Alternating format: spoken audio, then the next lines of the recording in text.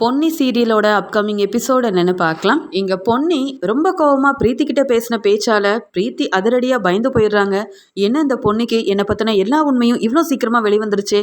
அது மட்டும் இல்லாம பொன்னி என்னை பத்தி தெரிஞ்சுக்கிட்டா ஏதாவது செய்யணும்னு நினைப்பா. ஒருவேளை சக்தி கிட்ட போய் இந்த உண்மையை சொல்லிடுவாளா, இல்லை வீட்டில் உள்ள எல்லாரையும் கூப்பிட்டு வச்சு நான் சக்திக்காக தான் இந்த வீட்டுக்கு வந்திருக்கேன்ற உண்மையை சொல்லிடுவாளோ அப்படின்னு பயத்தில் இருக்காங்க பிரீத்தி. இங்க பொன்னி பிரீத்தி மேல ரொம்ப கோவத்தில் இருக்காங்க. இந்த பிரீத்தி வீட்டில் உள்ள எல்லாரையும் ஏமாத்துறது மட்டும் இல்லாமல் என் வீட்டுக்காரர்கிட்டயே இவ்வளோ நெருக்கமாக இருக்கிறத பார்த்து என்னால் எப்படி தாங்கிக்க முடியும். அந்த பிரீத்தியை எப்படியாவது வீட்டை விட்டு வெளியில் அனுப்பியே ஆகணும். இப்போ கூட பிரீத்தி என்ன ஏமாத்துற மாதிரி நான் அப்படிலாம் தப்பான எண்ணத்தில் இந்த வீட்டுக்கு வரலையேன்னு உண்மையை மூடி மறைக்கணும்னு பார்க்குறாளே தவிர்த்து அவள் மனசில் இருக்க எதையும் சொல்லவே மாட்டிக்கிறாளே. ஆனால் எனக்கு இந்த பிரீத்தியை பற்றி நல்லா தெரியும்.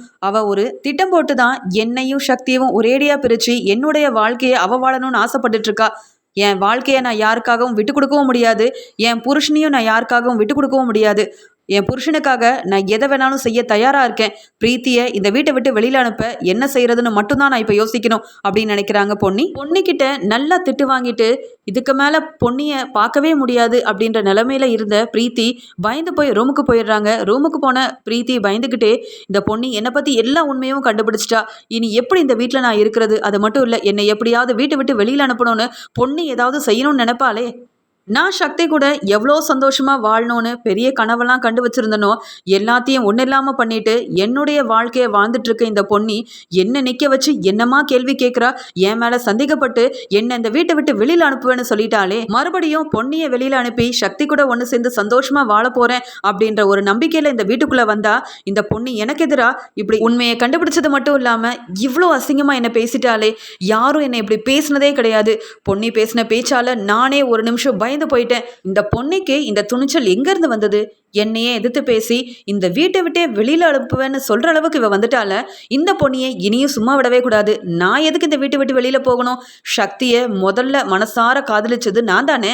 சக்தி கூட ஒன்று சேர்ந்து வாழணும்னு ஆசைப்பட்டு மனமேடை வரைக்கும் போனது நான் தானே. அப்படி இருக்கும்போது இந்த பொன்னிக்கு எங்கேருந்து இவ்வளோ உரிமை வந்தது? இவ்வளோ தைரியம் வந்தது?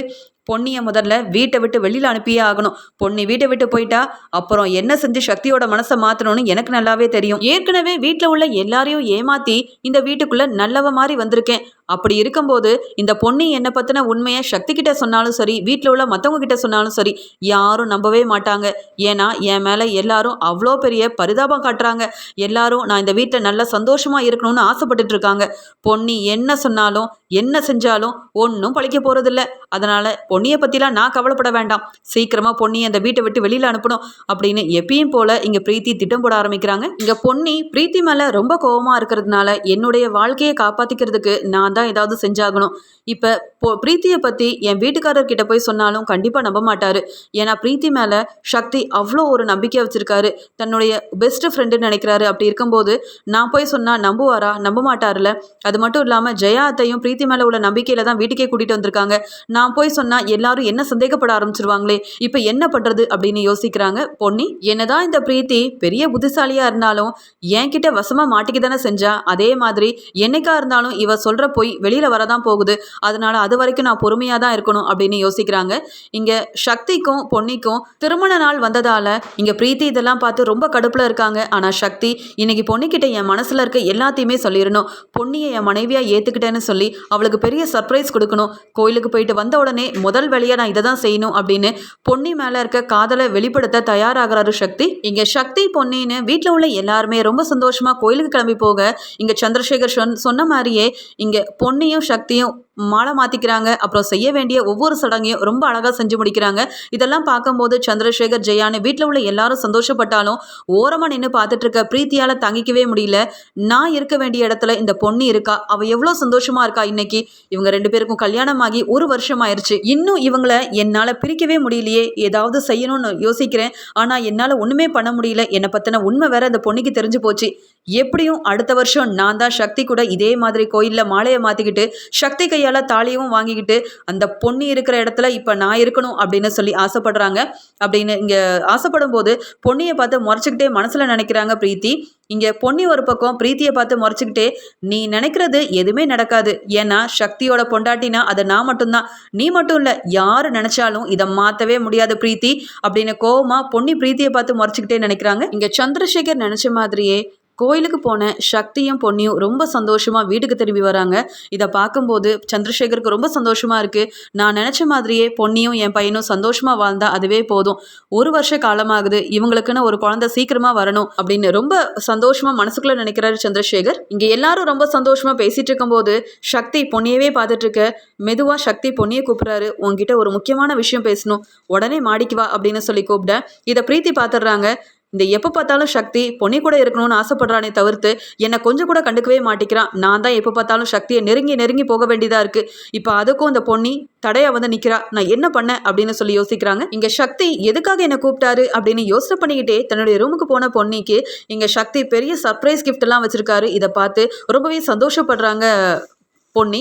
இது எல்லாத்தையுமே ஓரமாக நின்று பார்த்துட்டு இருக்க பிரீத்திக்கு ரொம்பவே கடுப்பாகுது. இந்த சக்தி எனக்காக ஏதாவது வாங்கி கொடுத்துருப்பானா? நான் சக்தியோட மனசில் இருக்கும்போது கூட என்ன இப்படி கவனிச்சதும் இல்லை, எனக்கு தேவையானதெல்லாம் இந்த சக்தி வாங்கி கொடுத்ததும் இல்லை. ஆனால் இந்த படிக்காத பொன்னி, இந்த சக்தி பக்கத்தில் நிற்கவே தகுதி இல்லாத பொன்னிக்கு என்னெல்லாம் வாங்கி தரா இந்த சக்தி? அப்போ பொன்னியை மனசார தான் மனைவியை ஏற்றுக்கிட்டான் போல. அதனால தான் சக்தி இவ்வளோ க்ளோஸாக பொன்னிக்கிட்ட பழகிறது மட்டும் இல்லாமல் இப்படிலாம் நடந்துக்கிறானே அப்படின்னு சொல்லி தன்னால் இதெல்லாம் பார்க்க முடியாமல் ரொம்பவே அழுதுகிட்டு பார்த்துக்கிட்டே இருக்காங்க பிரீத்தி. இங்கே சக்தி ரொம்ப சந்தோஷமாக பொன்னிக்கிட்ட, உன்னை நான் விரும்புகிறேன் பொன்னி, உன் கூட வாழ்நாள் முழுக்க வாழணும்னு ஆசைப்படுறேன், உன்னை நான் மனைவியாக ஏற்றுக்கிட்டேன், நீ என்ன ஏற்றுப்பியா அப்படின்னு சொல்லி கேட்க இங்கே பதில் பேச முடியாமல் பொன்னி கண்கலங்கி போய் நிற்க உடனே சக்தி பொன்னிக்கு எடுத்து சொல்கிறாங்க, இனி நான் உன்னை விலகி இருக்க போகிறதே இல்லை. உன் வாழ்க்கையில் நடக்கக்கூடிய ஒவ்வொரு நல்ல விஷயமும் என்னால் மட்டும்தான் நடக்க போகுது பொன்னி, உன்னை பிரிஞ்சு என்னால் வாழவே முடியாது அப்படின்னு சொல்ல இதெல்லாம் கேட்டு பொன்னி ரொம்ப சந்தோஷப்படுறாங்க. ஆனாலும் ஒரு பக்கம் பிரீத்தியை நினைக்கிறாங்க. இந்த பிரீத்தி என்னவோ என் வாழ்க்கையை கெடுக்கணும்னு ஆசைப்பட்டு இங்கே வீட்டுக்கு வந்திருக்கா. ஆனால் என் வீட்டுக்காரர் என் கூட தான் இருக்கணும்னு ஆசைப்படுறாரு. இதுலேருந்தே எனக்கு நல்லா தெரியுது, என் வீட்டுக்காரருக்கு அவ மேலே கொஞ்சம் கூட ஆசையோ பாசமோ எதுவுமே இல்லை. இதிலேருந்து இந்த பிரீத்தியை சீக்கிரமாகவே வீட்டை விட்டு வெளியில் அனுப்புனாதான் என் வாழ்க்கை நல்லா அமையும் அப்படின்னு யோசிக்கிறாங்க பொன்னி. இதை பார்த்த பிரீத்தி எது நடக்கக்கூடாதுன்னு ஆசைப்பட்டனோ, இங்கே சக்தி பொன்னி கூட ஒன்று சேரவே கூடாதுன்னு ஆசைப்பட்டேன். அது எல்லாமே என் கண் முன்னாடியே நடக்குதே. இங்கே சக்தி பொன்னிக்கிட்ட தான் மனசில் இருக்க எல்லாத்தையும் சொல்லி 2 பேரும் சந்தோஷமாக ஒன்றாயிட்டாங்களே, இதை என்னால் தாங்க முடியலையே அப்படின்னு சொல்லி அழுதுகிட்டே அங்கே பிரீத்தி நிற்கும்போது ரூம்லேருந்து வெளியில் வந்த பொன்னி, என்ன பிரீத்தி எல்லாத்தையும் பார்த்துட்டியா? உனக்கு கொஞ்சம் கூட அசிங்கமாக இல்லை? புருஷன் பொண்டாட்டி ரூம்குள்ளே இருக்கும்போது எட்டி பார்க்குறதெல்லாம் என்ன பழக்கம் இது? அதான் நான் ஏற்கனவே சொன்னேனே, ஒழுங்க மரியாதையா உன் ஊரை பார்த்து கிளம்புன்னு. இப்போ நீ புரிஞ்சுக்கிட்டியா? என் புருஷனோட மனசில் நான் மட்டும்தான் இருக்கேன், உனக்கு இடமே இல்லை. அதே மாதிரி இந்த வீட்லேயும் உனக்கு இடமே இல்லாமல் செய்ய என்னால் முடியும். எங்கள் 2 பேர் கடையிலையும் வரணும், மறுபடியும் என்னை பிரித்து என் புருஷன் கூட ஒன்று சேரலாம் நீ நினச்சாலும் அது கனவுலையும் நடக்க போகிறதில்ல. ஏன்னா என் புருஷன் என்னை மட்டும்தான் நேசிக்கிறாரு, அவரோட வாழ்க்கையில் நான் மட்டும்தான் இருக்கேன்னு நம்பிட்டு இருக்காரு. அப்படி இருக்கும்போது நீ இடையில வர நான் விடவே மாட்டேன் பிரீத்தி. நீ என்ன நினச்சாலும் சரி, இந்த வீட்டை விட்டு உன்னை எப்படி வெளியில் அனுப்புறேன்னு பாரு. நான் சொன்னால் உனக்கெல்லாம் புரியாது, நான் செஞ்சு காமிச்சாதான் புரிஞ்சு இந்த வீட்டை விட்டு வெளியில் போவேன்னா யார் என்ன பண்ண முடியும்? இந்த வீட்டில் உரிமையோட சக்தியோட பொண்டாட்டியா இந்த வீட்டோட மருமகளா நான் மட்டும்தான் இருப்பேன். நீ அதுக்கு ஆசைப்பட்டாலும் கிடைக்கவே கிடைக்காது, புரியுதா?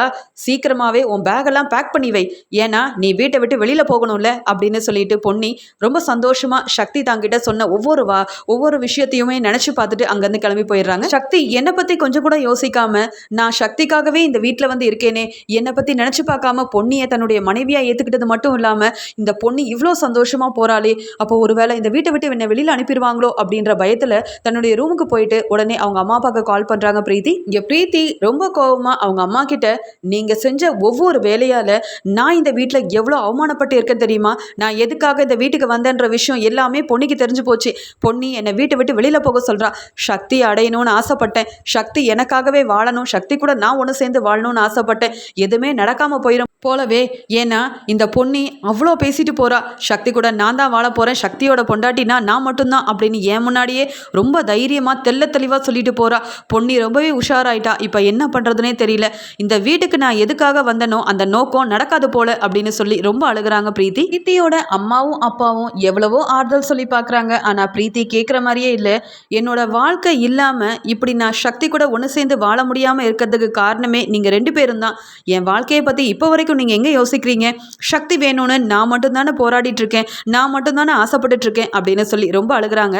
அந்த சமயம் அந்த வழியாக வந்த பொன்னி, பிரீத்தி பேசுகிற எல்லாத்தையுமே கவனிக்கிறது மட்டும் இல்லாமல் தன்னுடைய மொபைல்லையும் எல்லாத்தையுமே ரெக்கார்ட் பண்ணிக்கிட்டே இருக்காங்க. ரொம்ப சோகமாக பொன்னி மேலே இருந்த கோவத்தில் ரூமுக்கு போன பிரீத்தி அவங்க அம்மா அப்பா கிட்ட எல்லா உண்மையும் புட்டு புட்டு வைக்க, இந்த ஆதாரத்துக்காக தான் நான் இவ்வளோ நேரம் காத்துட்டு இருந்தேன். பிரீத்தி அவ வாயாலேயே இவ்வளோ பெரிய உண்மையை சொல்கிறாளே, இதுதான் சரியான சமயம்.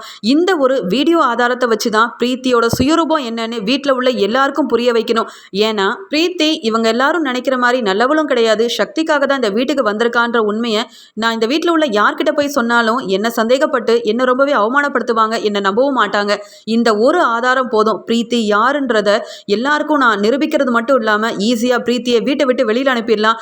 என்னோட வாழ்க்கைக்கும் இனி பிரீத்திக்கும் எந்தவித சம்மந்தமும் இல்லாத மாதிரி செய்கிறதுக்கு இதுதான் எனக்கு கிடைச்ச ஒரு பெரிய சான்ஸ் அப்படின்னு நினைக்கிறாங்க பொன்னி. பிரீத்தி அவங்க அம்மா அப்பா கிட்ட பேசின எல்லாத்தையுமே ஒன்று விடாமல் தன்னுடைய மொபைலில் ரெக்கார்ட் பண்ண பொன்னி எப்பயும் போல இல்லாமல் கொஞ்சம் புத்திசாலித்தனமாக நடந்துக்கிட்டதால தான் தன்னுடைய வாழ்க்கையை தக்க வச்சுக்கிறதுக்கும் அவங்க எல்லா ஏற்பாடையுமே பண்ணிட்டு இருக்காங்க. இந்த ஆதாரம் அவங்க வாழ்க்கைக்கு ஒரு பெரிய அடையாளமாகவே இருக்க போகுது. ஆனால் பிரீத்தி வெளியில் வந்ததுக்கப்புறமா வீட்டில் உள்ள எல்லார்கிட்டையும் ரொம்ப சகஜமாக பேசுகிறாங்க. எதுவுமே நடக்காத மாதிரியும் பொன்னிக்கு எந்த விஷயமும் தெரியாத மாதிரியும் அவங்கள ரொம்பவே உயர்வாக நினச்சிக்கிட்டு அங்கே எல்லார்கிட்டையும் நல்லபடியாக பழகிட்டு இருக்காங்க. இதெல்லாம் பார்க்கும்போது பொன்னிக்கு ரொம்பவே கடுப்பாகுது. செய்கிற வேலையெல்லாம் செஞ்சுட்டு எல்லார்கிட்டையும் எவ்வளோ பெரிய நல்லவ மாதிரி நடிக்கிற அந்த பிரீத்தி இந்த ஒரு ஆதாரத்தை வச்சு எப்படியாவது இவ யாருன்ற உண்மை எல்லாருக்கும் தெரிகிற மாதிரி செய்யணும். கண்டிப்பாக இந்த பிரீத்தியை வீட்டை விட்டு வெளியில் அனுப்பியே ஆகணும். அப்போ தான் நம்ம வாழ்க்கைக்கு இந்த பிரீத்தியால் எந்த ஒரு இடைஞ்சலும் வராமல் இருக்கும் அப்படின்னு நினச்சிட்டு வீட்டில் உள்ள எல்லாரையுமே இங்கே பொன்னி கூப்பிடுறாங்க. இங்கே சக்தி ரொம்ப சந்தோஷமா, என்ன பொன்னி திடீர்னு எல்லார்கிட்டையும் பேசணும்னு வர சொல்லியிருக்கேன். ஆமாம், ஏதாவது ஸ்பெஷலா அப்படின்னு கேட்க, அதெல்லாம் ஒன்றும் இல்லைங்க, ஆனாலும் இது ஒரு விதத்தில் பெரிய ஸ்பெஷல் தான். நீங்கள் யாரும் எதிர்பார்க்காத ஒரு விஷயத்த நான் உங்ககிட்ட சொல்ல போகிறேன் அப்படின்னு சொன்ன உடனே பிரீத்தி ரொம்பவே பயந்து போய் உட்காந்துருக்காங்க. நம்மளை பற்றின உண்மையை சொல்ல போகிறாளா என்ன அப்படின்னு யோசிக்க, ஆனாலும் பிரீத்தி ரொம்ப தைரியமாகவே இருக்காங்க. இந்த பொன்னி நான் எதுக்காக இந்த வீட்டுக்கு வந்திருக்கேன்ற உண்மையை சொன்னாலும் யாரும் நம்ப மாட்டாங்க. ஏன்னா நான் அவ்வளோ அழகாக எல்லார்கிட்டையும் நடித்து எல்லாரையும் ஏமாற்றி வச்சிருக்கேனே அப்படின்னு பொன்னியை பார்த்து ரொம்ப சிரிச்சுக்கிட்டே இருக்காங்க பிரீத்தி. அந்த சமயம் பிரீத்தி அவங்க அம்மா அப்பா கிட்ட பேசின எல்லா ரெக்கார்டிங்கையும் எல்லார் முன்னாடியுமே போட்டு காமிக்கிறாங்க பொன்னி. அந்த ஆடியோ ரெக்கார்டிங்கை கேட்ட உடனே இங்கே எல்லாருமே ரொம்ப அதிர்ச்சி அடைகிறாங்க. அது மட்டும் இல்லாமல் அந்த வீடியோவை எல்லாத்தையும் பார்த்துட்டு ரொம்பவே அதிர்ச்சி அடைகிறாங்க சக்தி வீட்டில் உள்ள எல்லாருமே. அப்போ இந்த பிரீத்தி பெரிய திட்டம் போட்டு தான் இந்த வீட்டுக்குள்ளே வந்திருக்கா போல. இது தெரியாமல் நானே இந்த பிரீத்தி ரொம்ப நல்லவளாக மாறிட்டான்னு நினச்சி வீட்டுக்குள்ளே கூட்டிகிட்டு வந்துட்டேனே அப்படின்னு நினச்ச ஜெயா ரொம்ப கோவமாக பிரீத்தியை பார்த்து முறைக்க, பிரீத்தி என்னது இது, நம்ம பேசின எல்லாத்தையுமே இவ ரெக்கார்ட் பண்ணது மட்டும் இல்லாமல் வீட்டில் உள்ள எல்லார்கிட்டையும் போட்டு காமிச்சிட்டாலே, இவ உண்மையை சொன்னால் நம்ப மாட்டாங்கன்னு நினச்சேன். நான் கொஞ்சம் அசால்ட்டாக இருந்துட்டேன். என்னை பற்றின உண்மையை இப்படி ரெக்கார்ட் பண்ணிட்டாலே அப்படின்னு ரொம்பவே பயந்து போயிருக்க. உடனே சக்தி, என்ன பிரீத்தி இதெல்லாம், இந்த வீட்டுக்கு என்னுடைய ஃப்ரெண்டாக வந்திருக்க, எனக்கு உதவி செய்ய வந்திருக்க, என்னோட ஆஃபீஸில் வேலை பார்க்குற ஒரு பொண்ணாக நீ வந்திருக்கேன்னு பார்த்தேன். ஆனால் இப்படிப்பட்ட ஒரு எண்ணத்தில் தான் வந்திருக்கேன்னு நினச்சிருந்தா நான் உன்னை வீட்டுக்குள்ளே இல்லை, இங்கே என் ஆஃபீஸ்க்குள்ளே கூட விட்டுருக்கவே மாட்டேன். உன்னெல்லாம் நம்பி உன்னை ஃப்ரெண்டாக ஏற்றுக்கிட்டேன் பார்த்தியா, என்ன சொல்லணும், உன்னெல்லாம் என் ஃப்ரெண்டுன்னு சொல்லவே எனக்கு ரொம்ப அசிங்கமாக இருக்குது அப்படின்னு சொல்லிட்டு, அப்பா முதல்ல இந்த பிரீத்தியை வீட்டை விட்டு வெளியில் போக சொல்லுங்கப்பா, என் மனைவி பொண்ணு என் கூட இருக்கணும்னு ஆசைப்படுவேனே தவிர்த்து இப்படிப்பட்ட ஆளெல்லாம் நம்ம வீட்டில் இருக்கவே கூடாது அப்படின்னு சொல்ல, உடனே ஜெயா, என்ன பிரீத்தி இதெல்லாம், ஏதோ அப்பா அம்மா எங்கே இருக்காங்கன்னே தெரியாதுன்னு பெரிய நாடகத்தை போட்ட, அதை நம்பி தானே இந்த வீட்டுக்குள்ளே வந்திருக்க. ஆனால் உங்கள் அப்பா அம்மா கிட்டேயே இவ்வளோ அழகாக பேசியிருக்கியே, அதுவும் என் மருமக பொண்ணியை வீட்டை விட்டு வெளியில் அனுப்பிட்டு அந்த இடத்துக்கு நீ வரணும்னு ஆசைப்பட்டல்ல, உன்ன மாதிரி ஆளெல்லாம் நான் பார்த்ததே கிடையாது.